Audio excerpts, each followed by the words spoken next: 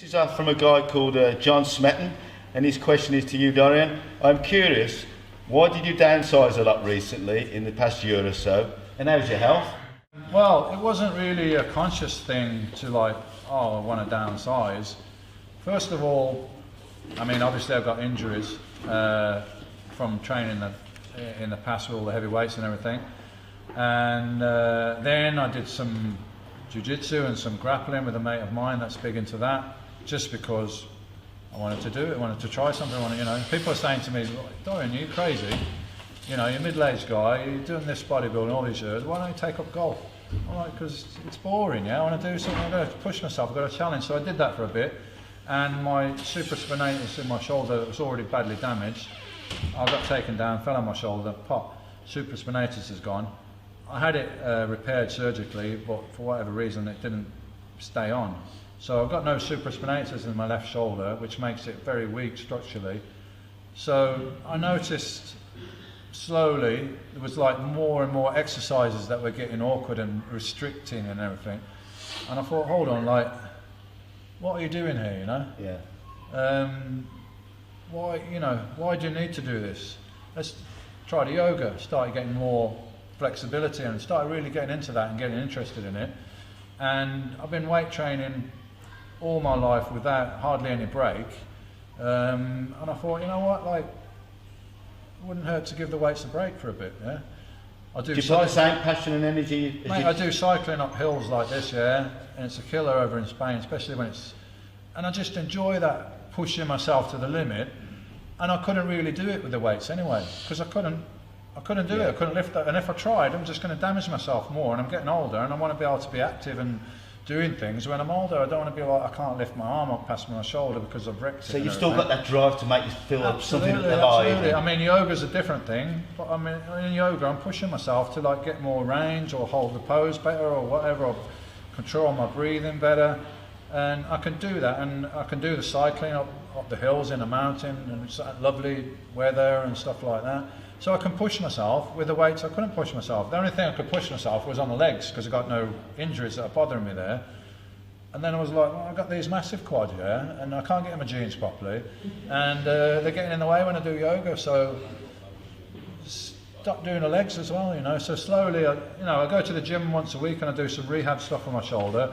I do some very, very light stuff like 40, 50 pound dumbbell presses and stuff. That's all I can actually do.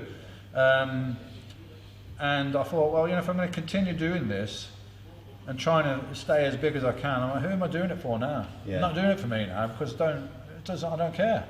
You know what I mean? I don't want to, like, I'm a big guy anyway. I'm not going to end up being like, 150 pounds or anything. I'm still 230 pounds, 60 and a half stone in English money.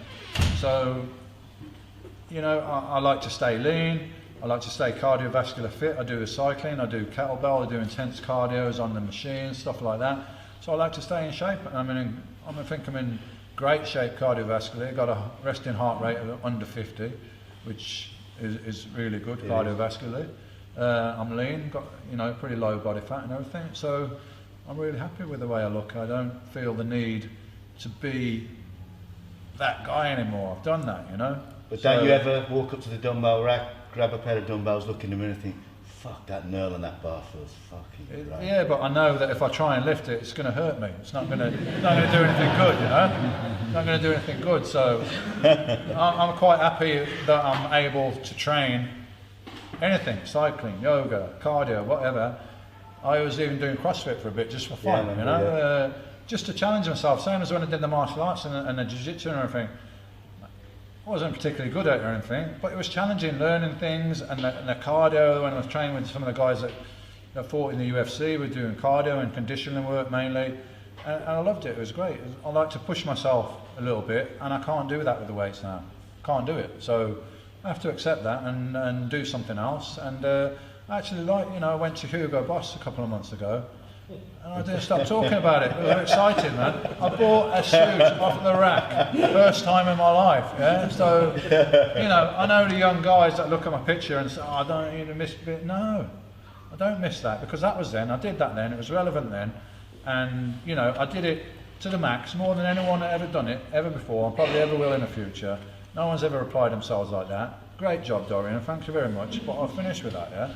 And if I didn't have the injuries and I could still do weights, I would still do weights as well. Yeah. You know, I still enjoy pushing a little bit, but it's not really benefiting me at this point to try and do that, you know? Okay. And, you know, I'm not tied up with, I'm not that insecure that I need to be, you know, 270 pounds or whatever it takes, you know? And I'm not a competitive bodybuilder now. I'm involved in bodybuilding, developing nutritional products and teaching people. So teaching comes from knowledge. I don't need my arms to be 21 inches to teach people how to get 21 inch arms, you know? So that's just where I'm at now.